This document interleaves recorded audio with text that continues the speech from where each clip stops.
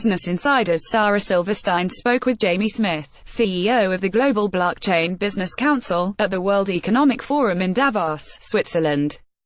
Smith is also the co-chair of the WEF's Blockchain Council. Following is a transcript of the video. Sara Silverstein: so tell me, what is the purpose of the Global Blockchain Business Council? Jamie Smith: so the Global Blockchain Business Council is designed to specifically educate regulators on behalf of business so that they can understand what blockchain technology is and why they should care. Silverstein: so if your job is explaining blockchain technology to people, I'm sure you have a very good quick explanation. Can you give us your primer? Smith: yeah, so I think that, when I think of what blockchain technology is, it's a way for us to transact between each other and move assets around the world in a much more secure manner. Right now, you really can't do it in an easy, smooth way. And blockchain technology enables that. And the reason that that matters is that about 99% of people are using it right now to move money. But it doesn't just have to be money. So when I think of blockchain technology, I think of it like a train track between you and me. And if you want to attach $1,000 to that and I send it to you, I can do that by attaching it to the car on top of the train track. And then I send it. That car is otherwise known as a digital token, and the most famous one is a Bitcoin. But there are other digital tokens. And so these tokens out there are getting a lot of attention, but the underlying rails that allow us to do this are really exciting, because it doesn't just have to be money. It could be any asset.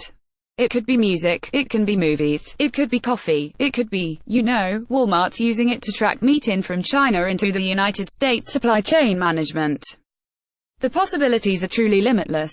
And I think it's a real tool. Silverstein: and so how tied is blockchain to cryptocurrency? Can blockchain exist without cryptocurrency? Smith: it can. You don't have to have a token on it.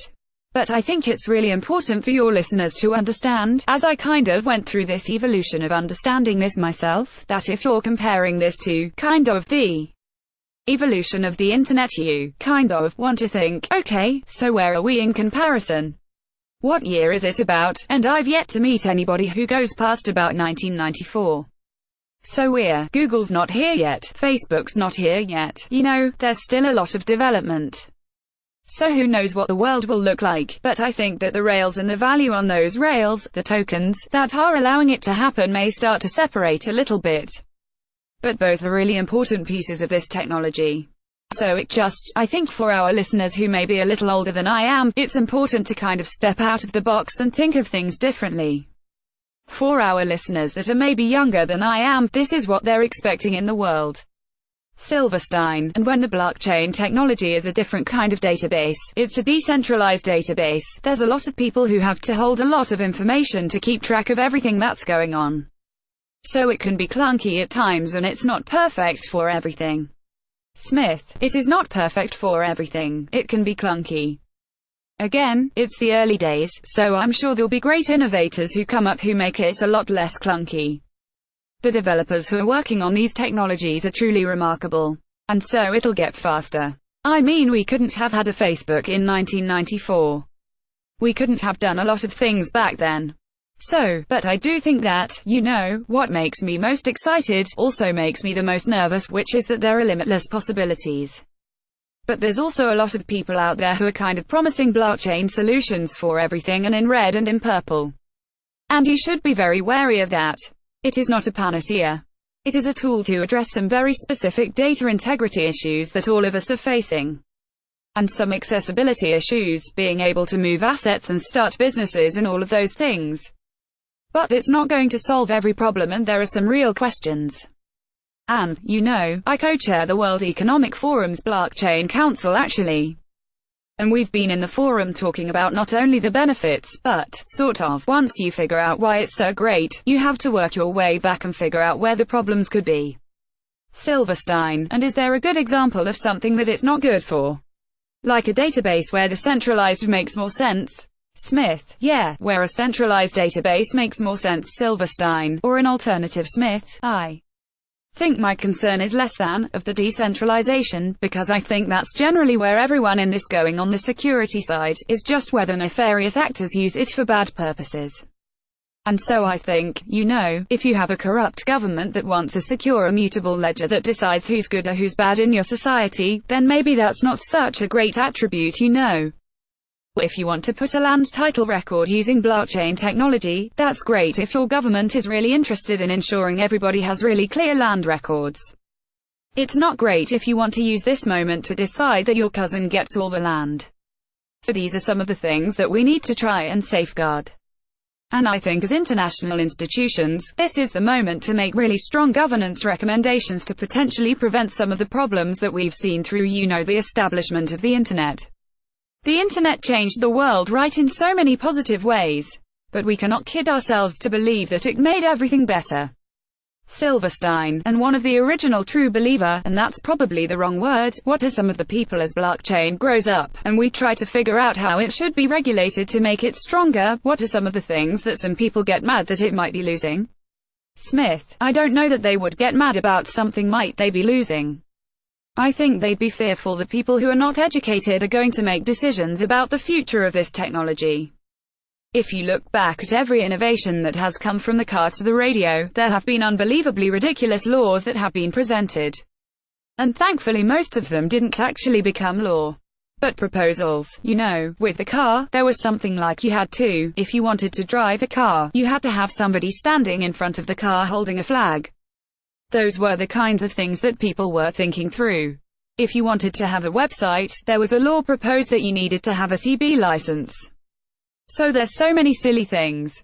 And I think that's the biggest fear, is that lawmakers, who are in a position to really influence the direction of this, will not actually fundamentally understand it, and they will come up with rules that just don't make any sense because they're not allowing themselves to think out of the box. That is what we are trying to do, is let us just get in there and tell you what it is, and then we can have a whole discussion about all the things you might want to do about it. But at least let us help you understand it. Silverstein, and what do you think about these companies that are making pivots to blockchains like Kodak, a Long Island blockchain company? And we've seen a lot of companies add blockchain to their release. Smith, yeah, Silverstein, or to their name Smith, while Kodak's doing real things. I don't know about that Long Island company. But that is, I think the SEC has even come out and said, we're gonna do a little bit to stop these kinds of fraudulent offers of things that we're not. You can't offer a product you don't actually have. But look, I think at this stage in the game, if you are a government institution, a corporation, and you are not in an R, I really do. I would love to see the Trump administration announce that every agency in the US government should be running a pilot. Also because there's huge economic impacts to us being left behind. I don't know that everybody in the US quite understands that there are a lot of people around the world who feel a little left behind by the first wave of the internet. And they see this as the real moment. And while we are a global institution, I'm still an American, and it concerns me how many regulators are just waking up to this idea. And meanwhile, there are a lot of places in the world that are off to the races. So it's really critical on a number of levels that we, everybody gets their act together. Silverstein, and this organization's a year old. Smith, it's just a year old. Well, it's a year and a half old. The idea was started, believe it or not, on Sir Richard Branson's island. So there's this blockchain summit with all these people who come together. And, there's organizations and events all over the world about this technology. But this one in particular I'm really proud of, because what we do is we bring about 50 to 60 people who are like-minded in that they're not just about what are we going to do tomorrow, but what do we need to do 10 years from now to advance this technology and think out of the box. And it became very clear that this just doesn't exist. There isn't a global entity that is driving this educational effort. And so we said, well, let's create it. And so about 60 to 70 people came together, all individual members, and put kind of their money and backing and time behind it, and we launched it last year at Davos. We thought, well, we'll just throw a little dinner, and we thought maybe 40 people would show up. And we had standing room only at 100 people. So this year, we built out a big hub and we threw a bigger dinner. And it was again standing room only 200 people. I mean, it's people want to hear about this. And I think it's not just because we think it's exciting, but I think the real reason people are drawn to this right now is because there aren't that many solutions on the market right now, and there's a ton of problems. And so if this could potentially help solve one thing, people are going to show up and try to hear about it. And so yeah, we're really proud. We are incorporated in Geneva. We've opened chapters all over the world, Shanghai, Beijing, Washington, D.C., and we have many more events, and lots of cool things that we're doing in the year to come. Silverstein. Great. Smith. Yeah, Silverstein. And 20 years from now, where do you think the blockchain is and where do you think crypto is? Smith. Yeah, that's a great question. I think where in my evolution of learning about this, what I have come to understand is that I think the word blockchain will probably not be as understood. And that's okay. I think we'll probably, just like Intel Inside, we want to see like a little circle on the bottom that says, secured by blockchain technology, or something that allows you to know that your data has a higher level of integrity. Crypto, I think, is going to be out of. There's going to be so many options.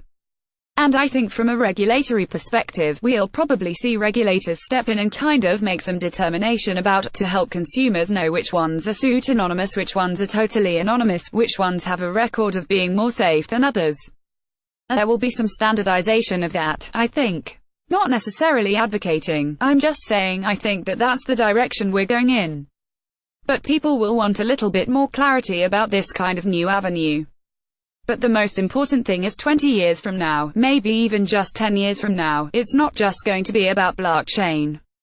And I think that's why I want people to understand blockchain, because the actual real conversation needs to be the interplay between blockchain, AI, IoT, quantum drones, all of this.